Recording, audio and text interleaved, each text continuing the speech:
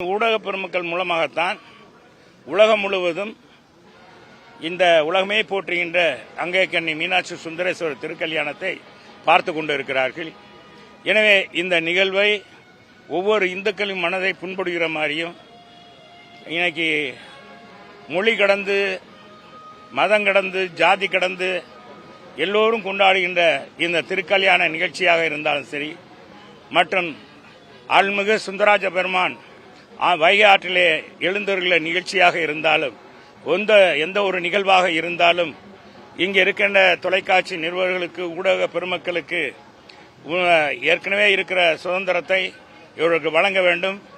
இது வழங்குவதன் மூலமாக மக்கள் இல்லத்திலிருந்தே இந்த திருமண நிகழ்ச்சியும் இந்த திருமண கோலத்தில் காட்சியளிக்கின்ற சுந்தராஜ பெருமானை மீனாட்சி சுந்தரேஸ்வரியை பார்க்கின்ற பாக்கியமும் இந்த கொடியேற்றம் நிகழ்ச்சியும் மற்றும் அத்தனை நிகழ்ச்சியிலும் பார்க்கிறதுக்கு எளிதாக இருக்கும்.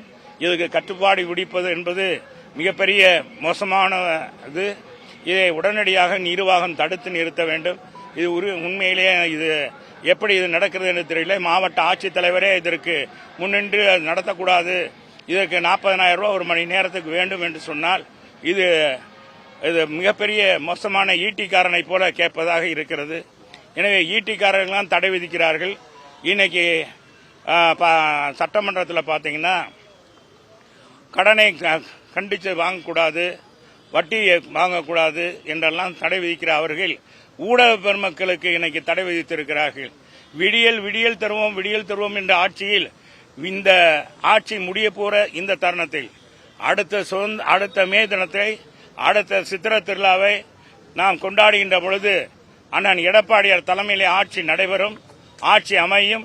நிச்சயமாக உங்களுக்கெல்லாம் சுதந்திரமாக எப்பவும் போல ஊடக பெருமக்கள் முறையாக உங்களுடைய ஐடி கார்டை கொடுத்து அந்த தொலைக்காட்சியின் விவரங்களை கொடுத்து முன்பதிவு செய்து நீங்க அனைவரும் அந்த நிகழ்ச்சியை எடுத்து உலக மக்களுக்கு தெரியப்படுத்த வேண்டும் என்று இந்த தருணத்தில் கேட்டுக்கொள்கிறேன்.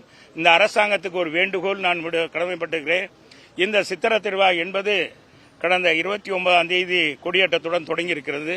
இந்த சித்திரை திருவிழா என்பது ஒரு மதத்தை சார்ந்த திருவிழா அல்ல. எல்லா மதுரை பொறுத்தளவுக்கு மதுரை மக்கள் அனைவரும் அனைத்து சமுதாயத்தினரும் கிறிஸ்தவர்களாக இருந்தாலும் சரி, இஸ்லாமியர்களாக இருந்தாலும் அவர்களும் இந்த விழாவை கொண்டாடக்கூடிய நிகழ்வு தான் இந்த நிகழ்வு. நான் ஏற்கனவே என்னுடைய எக்ஸ் தளத்தில் கூட போட்டிருக்கிறேன். காலங்காலமாக நம்முடைய இஸ்லாமிய சகோதரர்கள் அந்த சங்கத்தின் சார்பாக, இஸ்லாமிய கூட்டமைப்பின் சார்பாக நீர்மோர் பந்தல் வழங்குகிற நிகழ்ச்சி, உதவிகள் வழங்குகிற நிகழ்ச்சி, இது போன்ற நிகழ்ச்சியெல்லாம் நடத்தி கொண்டாங்க. அதேமாதிரி கிறிஸ்தவ ஆலயத்திலிருந்து மீனாட்சி சுந்தரேஸ்வரை வரவேற்கிற நிகழ்ச்சி, அவர்களுக்கு அங்கே வருகிற மீனாட்சி சுந்தரேஸ்வருக்கு மரியாதை செலுத்துகிற நிகழ்ச்சி எல்லாம் மதுரையில் நடக்குது. மதுரை என்பது மதசார்பற்ற மக்கள் வாழ்கிற பகுதி. இந்த மக்கள் மதசார்பற்ற முறையில் விழா கொண்டாடுகிற இந்த உலகம் போற்றுகின்ற இந்த சித்திரை பெருவிழாவிற்கு உண்மையான ஆதரவை, உண்மையான எழுச்சியை புரிந்து கொண்டு இது உலகமே பார்க்கின்ற அளவுக்கு, நொடி பொழுதில் கிடைக்கின்ற அளவுக்கு இந்த மாவட்ட ஆட்சித்தலைவரும் மாவட்ட நிர்வாகம் செய்ய வேண்டும். அறநிலைத்துறை அமைச்சர் அவர்கள் இதில் கவனம் செலுத்த வேண்டும்.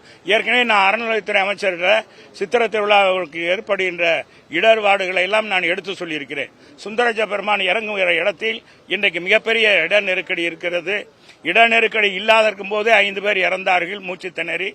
எனவே இன்னைக்கு இட நெருக்கடி அதிகமாக இருக்கிறது.